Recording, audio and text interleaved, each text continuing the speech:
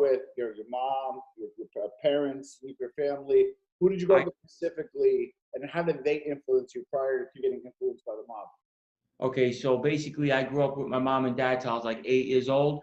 And then my dad, they divorced, and I kind of was raised by my mom, my grandparents. Okay. And my grandfather wasn't a mafia guy, but he was around them his whole life. Yeah. His brother-in-law was Fat Andy, obviously, he hung out with all of them, but he never really got involved, more or less because he got locked up for hijacking, Okay. interstate hijacking, and his sister, my Aunt Jenny, which is Fat Andy's wife, told him, Andy, no, not my brother. He's not going in, not my brother. So after that, he wasn't allowed to do nothing no more. So Andy made sure he wasn't allowed to work anymore. So he kind of drifted out of it. But he was always friendly with them, and he always taught me everything and about stuff. And I kind of learned a lot from him. That's a good woman. So Yeah. did you grow up, right? So you obviously grew up into it in a sense, but did you grow up where it was normal? Everything was normal, kind of like the mob life and the nice stuff and all that, kind of good and bad with it, right? And then the real world was kind of weird, or did you grow up kind of like a semi-normal kid, and then you saw the trappings of the mob and it kind of lured you in? What was that? Like I said, growing up, we didn't believe in calling 911. We weren't allowed to dial it. That's not in our cult. It's just we weren't allowed. The Yeah. cops to us were the enemies. We hated them. Especially FBI. The cops. That was always known that all our friends' fathers were in jail or who's dead, and so we just didn't believe in cops or anything of that nature. So the regular civilians to us were just different. You know what I mean? If you said call the cops in front of us, we're like, what the fuck you said? Like that's the way we were. So. I was pretty much raised as don't call cops, don't.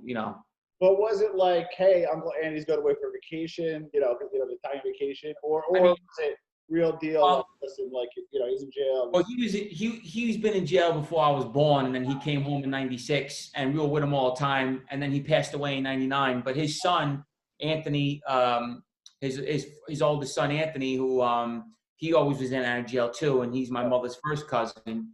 And then his son was is my cousin. We were like best friends, so we were always together. And Anthony, kind of always told, we kind of like look up to him, and he was a mafia guy also. Got it. So it was always around us. So this brings you to the late '90s, right? Pretty much. Right. Okay, and you're 18 years old-ish, or roughly? In the late '90s, I'm about 16 years old, right? Not a minute old. Okay.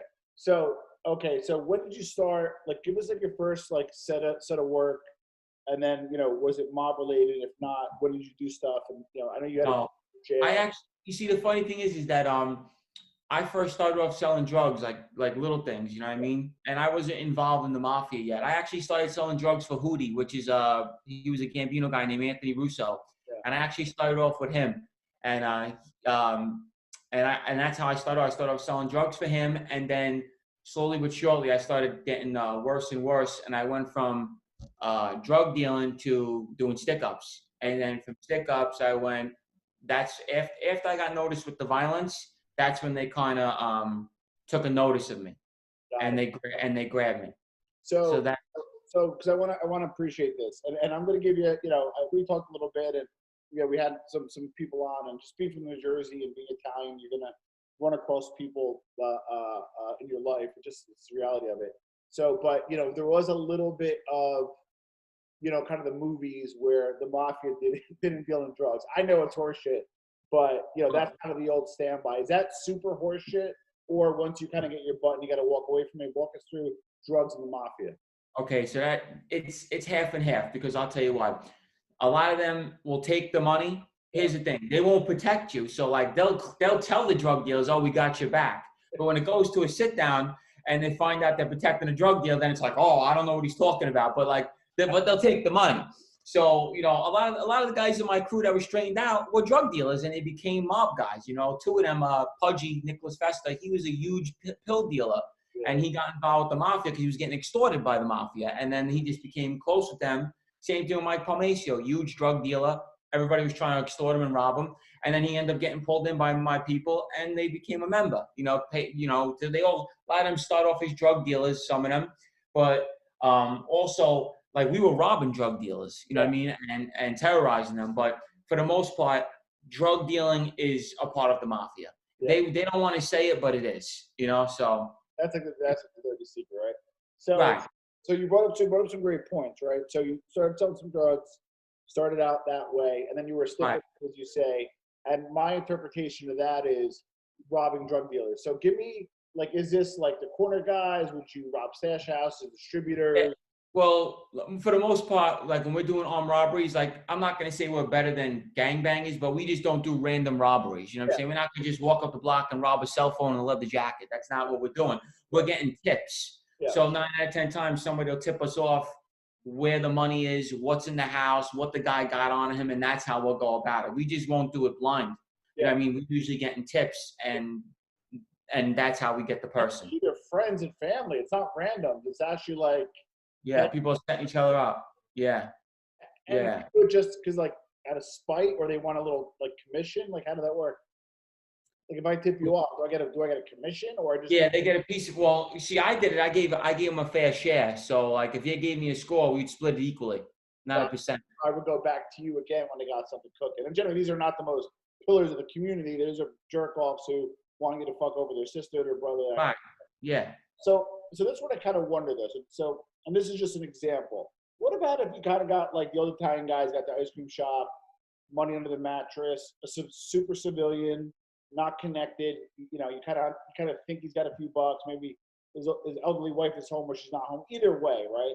And like, did you rob those kind of people? No. Like, was there ever a time you committed a robbery, and even yourself, it challenged your moral ethics, or do you always felt like you were above the rim in terms of your robberies? That's a good question because, like I said, when I got locked up, they tried to portray me like that because they were trying to make me look bad. Yeah. So that's the tactics that they use. But like for when they were saying that I was robbing all these people in Howard Beach, I only did 3 home invasions in Howard Beach, and they were all crime guys. So that's why I laughed. My home invasions were out of the neighborhood on drug deals, but the only 3 people I robbed in Howard Beach on home invasions were crime people. All the other robberies had nothing to do with me. That was just the state organized crime task force making me look bad. That's all they were doing at the time. So it looked bad. So it almost corners you where you have to cooperate. But not only that, they want the people to hate me. Like I'm this thug. Right. And people that know me knew I wasn't doing it. I was terrorizing bad guys. That's what we did. So when it came out, everyone's like, this is bullcrap. You know what I mean? But that's what they do. Before I cooperated, they wanted to make everyone hate me. And that's what they did. So the one score that we did was a Bonanno guy. I was robbing gangsters too. I was robbing mob guys. You know what I mean? I robbed several mafia guys. And, you know,